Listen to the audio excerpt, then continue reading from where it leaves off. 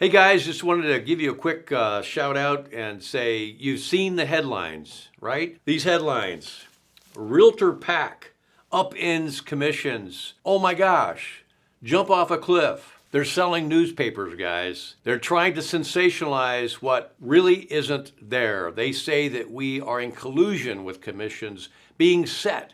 They've never been set. They want to sell newspapers. They want to get the clicks on their websites. It's going to be business as usual, guys. There are some changes coming, but they're trying to get in your mind. This is all mindset.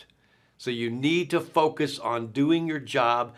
If you create value in the mind of the seller and the buyer, you win. Now, there's some that will go to other industries, which we welcome. We want true professionals that can sell their value and service. So before you get tied up in all the headlines, reach out to your realtor professional. Talk to them. The true professionals are going to know that it's service and business as usual. That's what we want to focus on.